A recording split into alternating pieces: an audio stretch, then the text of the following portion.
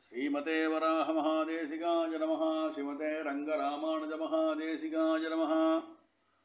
श्रीमते वेदान्तरामानुजमहादेशिकाय नमः। श्रीमते निगमान्तमहादेशिकाय नमः। श्रीमते भगवते भाष्यकाराय महादेशिकाय नमः। श्रीमते बकुलभूषणमहागुरवे नमः। श्री तरंगमहनंदिनी हेमाब्जनायिका समेत श्री देवनाथ परब्रह्मणे नमः। श्री अलर्मेल्मंका नायिका समेत श्री श्रीनिवास परब्रह्मणे नमः। श्रीमान् वेंकटनाथार्य कवितार्किककेसरी वेदान्ताचार्यवर्यो मे सन्निधत्तां सदाकृति। சீரொன்றுதோ புலு திருவேங்கடமுடையான் பாரொன்றச் சொன்ன வடமொழியுள் ஓரொன்று தானே யமையாதோ தாரணியில் வாழ்வார்க்கு வானேரப் போமளவும் வாழ்வு. ஸ்ரீமதே நிகமாந்த மகாதேசிகாய நமஹ. நம்முடைய தூப்புல் குலமணியாகிய நம் ஆச்சாரிய வள்ளலுடைய தயாசதகம் அந்த கிரந்தத்தை அனுபவிச்சுருக்கோம். எந்தெந்த ரூபத்திலே எந்தெந்த வழியிலே இந்த தயாதேவி இந்த சேத்த வர்க்கங்களுக்கு அனுகிரகம் பண்ணுறா என்பதெல்லாம் சுவாமி தேசிகனுடைய ஸ்தோத்திரங்கள் வாயிலாக பார்த்துட்டுருக்கோம். இதில் தயாசதகத்திலே 73 ஸ்லோகங்கள் பர்யந்தம் நமக்கு அந்த தயாதேவினுடைய அனுகிரகத்தாலே பிராப்தமாயிருக்கு. இந்த 73வது ஸ்லோகத்திலே சொல்லப்பட்ட விஷயம்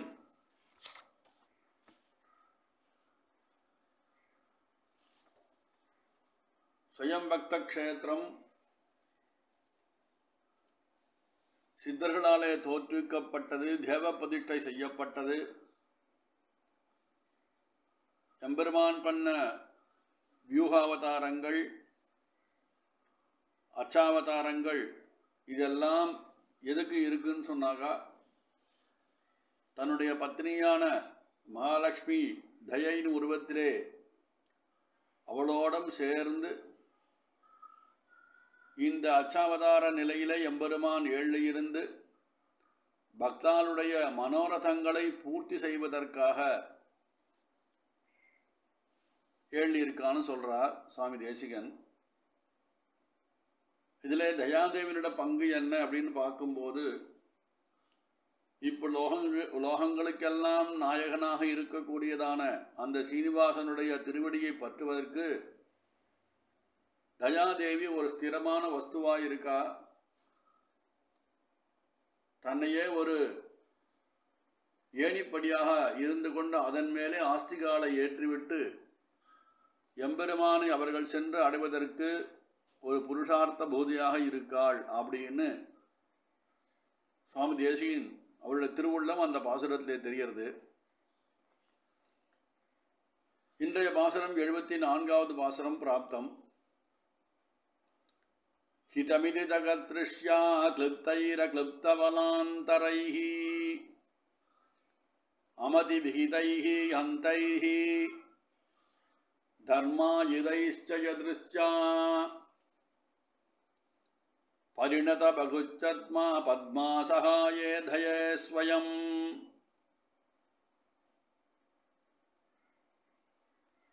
प्रतिसदी निजापप्रेदं न प्रसाम्यत भद्रपा அப்படின்னு இந்த 74வது ஸ்லோகத்தை அவதாரம் பண்ணிருக்கிறார் சுவாமி தேசிகன். இது சொல்லப்பட்டதான் விஷயம் என்ன அப்படின்னு நான் பார்க்கும்போது, ஸ்லோகத்திலே எம்பெருமானுடைய வெவ்வேறு நிலைகளை காட்டி போந்தார். சேத்தனா சேத்தனங்களுக்கெல்லாம் அனுகிரகம் பண்ணி இந்த பக்தாளுக்கெல்லாம் அவள் திருவேங்கடமுடையான திருப்படி சம்பந்தி ஆவதற்கு தயாதேவி ஒரு ஏணிப்படியாக இருந்தான்னு சாதிச்சுட்டு போனார். ஆனால் இந்த ஸ்லோகத்தில் இந்த ஜீவாத்மாக்கள் செய்யும் கிஞ்சித் உபகாரம், ஒரு க்ஷணமாத்திர உபகாரம் பண்ணுறா. இப்படிப்பட்ட உபகாரங்களை எல்லாம் கைங்கரியங்களை எல்லாம் தன்னுடைய தயை என்ற விசாலமான குணத்தாலே ஊதி பெரிசாக்கி இந்த ஜீவாத்மாக்கள் நம்மை போல சேதன வர்க்கங்கள் அவ மனசிலே நினைச்சு பிரார்த்தனையா வைக்கிற அத்தனையும் இந்த தயாதேவி விரும்பியதையெல்லாம் அனுகிரகம் பண்றாள்னு சொல்ல வர சுவாமி தேசிகன்.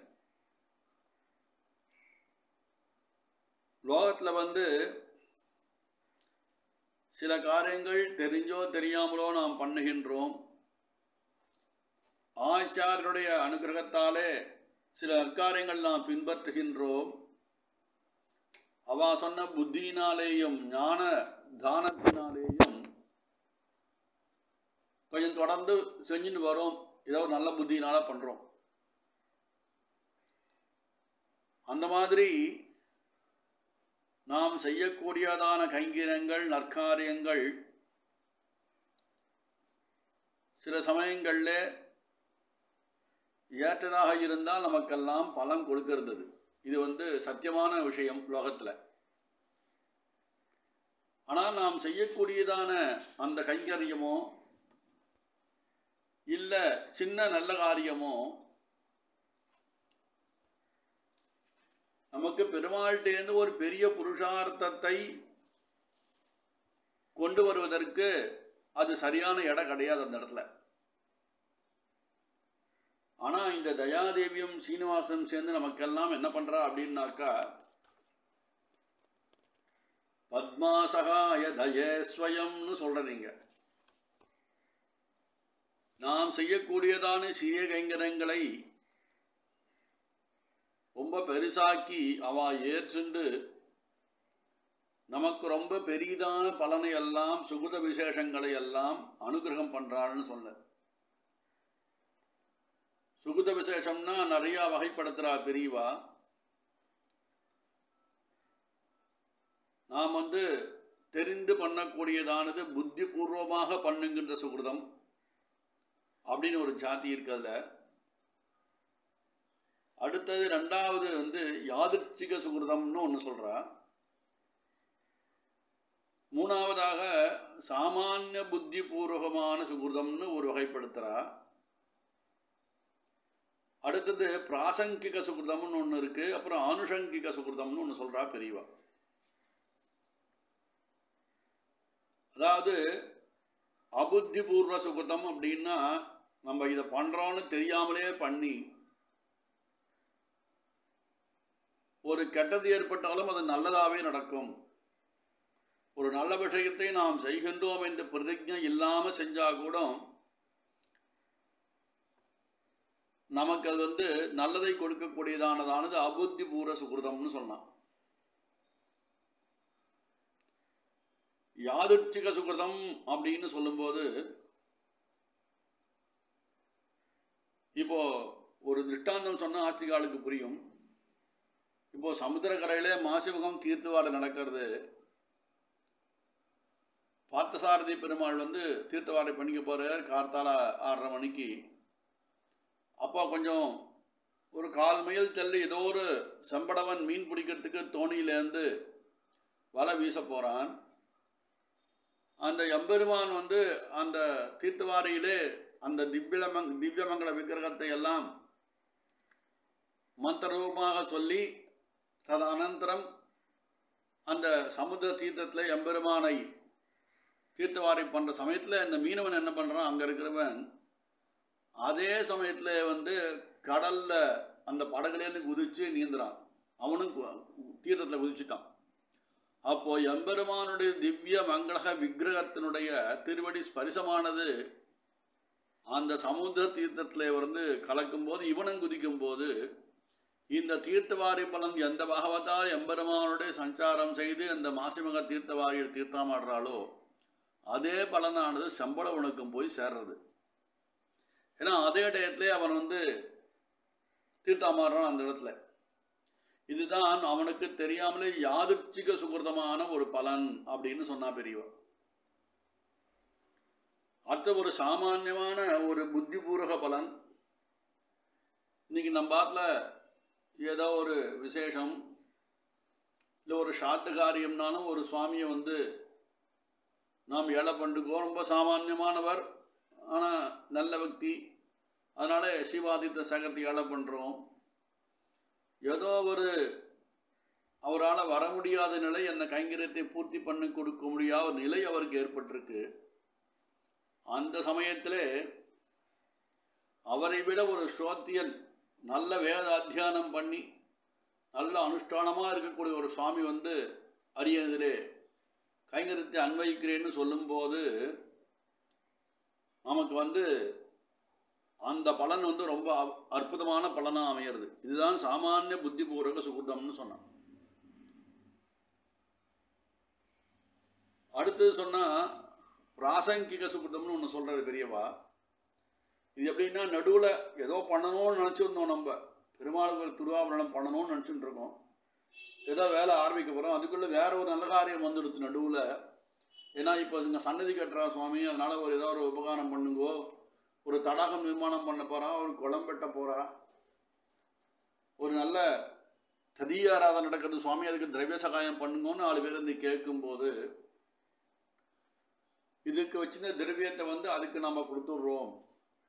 இதுதான் பிராசங்கிகம்னா நடுவில் வந்து போகிறது ஒரு நல்ல சுகிருதம் இது நமக்கு. அதன் மூலமாக ஒரு பலன் வந்து யார் இந்த தான தர்மத்தை பண்ணுகிறாளோ, பொதுவான பலனுக்கு பண்ணுகிறாளோ, அவளுக்கு அந்த சுகிருதம் வந்து சேர்றது. அடுத்தது ஆனுஷங்கிகம்னு சொன்னால் கூடவே வருதுன்னு ஒரு சுகிருதம், ஒரு சுகிருதத்தோடு சேர்ந்து வருகின்ற சுகிருதம். அதாவது ஒரு பலத்தை உத்தேசித்து ஒரு ஸ்ரீ வைஷ்ணவர் ஒரு காரியம் ஒரு கைங்கரியம் பண்ணுறார். ஆனால் அது இவனுடைய முழு முயற்சியும் அந்த சிந்தனையாக எண்ணமும் இல்லாமலே இன்னொரு சுகிருதத்தை சேர்ந்து அளிக்கும். அது எப்படின்னு கேட்டாக்கா, சன்னதிக்கு போய் பெருமாளை சேவிக்கணும் அப்படின்னு நினச்சின்னு ஒரு சுவாமி கிளம்புறார். ஆனால் பக்கத்தாத்துல மாமி கொண்டா அவன் ஆற்றுல வருஷித்த புஷ்பத்தை எடுத்து கொடுத்து மாலை கட்டி கொடுத்து, சுவாமி இதை பெருமாளுக்கு இன்னைக்கு காத்தால சாத்திரமேன்ட்டு கொடுக்குறா. சன்னதிக்கு போகும்போது சரியா சொன்னாலே அந்த மாலை வாங்கினு எம்பெருமானுக்கு சாத்துறார். புஷ்பம் வேறத்துறது, கட்டின கைங்கரியம் வேறத்துறது. புஷ்பத்தை கொண்டு செல்லும் கைங்கரியம் மாத்திரம் இவர் பண்ணுறார் சுவாமி. ஆனால் இவர் பெருமாளை போய் சேவிக்கணும்னு தான் பிரயத்தனப்பட்டார். இவருக்கு தெரியாமலே புஷ்ப கைங்கரியம் இவருக்கு பிராப்தமாகி ரெண்டு கைங்கரியத்தினுடைய பலன் அவருக்கு கிடைக்கிறது. இது ஆனுஷங்கிகம்னு சொன்னால் கூடவே வருதுன்னு அர்த்தம். பெருமாளை சேவித்த பலனாச்சு, பெருமாளுக்கு புஷ்பம் சமர்ப்பித்த பலனும் கிடைச்சது அவருக்கு. இதில் என்னென்னா, இது ஒரு பாகவத கைங்கரியம் அடங்கியிருக்கு இந்த இடத்துல. அந்த பாகவதன் சொன்னான், அதனால இந்த புஷ்பத்தை கொண்டு சமர்ப்பித்தோம் இல்லையா, அந்த பாகவதன் சொன்னதை நடத்தி காட்டின பலனும் இவருக்கு கிடைக்கிறது அப்படின்னா. இது வேற ஒரு விதமாக சொல்லலாம். இந்த இடத்துல ஒருத்தருக்கு என்று உத்தேசித்து தான் ஒரு கைங்கரியத்தை வேறு ஒருத்தருக்கும் சேர்ந்ததான பலன் அப்படின்னு சொல்கிறா பெரியவா இந்த இடத்துல. அதனாலே இந்த பாசுரத்திலே சுவாமி தேசிகன் நமக்கு அனுகிரகித்த விஷயம் என்ன அப்படின்னாக்கா, எத்தனையோ விதமான நல்லது கட்டதுலாம் நாம் பண்ணிட்டு இருக்கோம் இந்த உலகத்தில். நாம் செய்கின்றதான ஒரு சின்ன பலனுக்கு அந்த தயாதேவன் திருவேங்கடத்தானம் அவ திவ்ய தம்பதிகளாய் இருந்து அந்த சின்னதை ஏற்றமுடையதான பலனை கொடுக்கக்கூடியதான பெரியதான கைங்கரியமாக்கி நமக்கு இப்போ மேலே சொன்ன சுகத விஷயங்கள் அனைத்தையும் நமக்கெல்லாம் அனுகிரகம் பண்ணுறா. இது தயனுடைய ஒரு பெருமை அப்படின்னு சொல்லி இது நிர்ஹேதுகமானதுன்னு. நிர்ஹேதுகமானதுன்னா நமக்கு அனுகிரகம் பண்ணுவதாலே பெருமாளுக்கு என்ன சுவாமி, அவன் லோகநாயகன், நம்மளால் ஏதாவது ஒரு கொடுத்து அவனுக்கு ஆக போகிறதா? அவங்ககிட்ட இல்லாத ஐஸ்வர்யமா, அவங்ககிட்ட இல்லாத ஞானமா, அவங்ககிட்ட இல்லாத திரவியமா, நிர்ஹேதுகமாக கொடுக்கறது, எதையுமே எதிர்பார்க்காத அந்த திவ்ய தம்பதிகளாலே நமக்கு கொடுக்கக்கூடியதான பலன் தான் இந்த பாசுரத்திலே சுவாமி தேசிகன் அற்புதமாக நமக்கெல்லாம் அனுகிரகம் பண்றார். கவிதார்க்கிக சிம்மாய கல்யாண குணசாலினே ஸ்ரீமதே வெங்கடேசாய வேதாந்த குரவே நமஹ.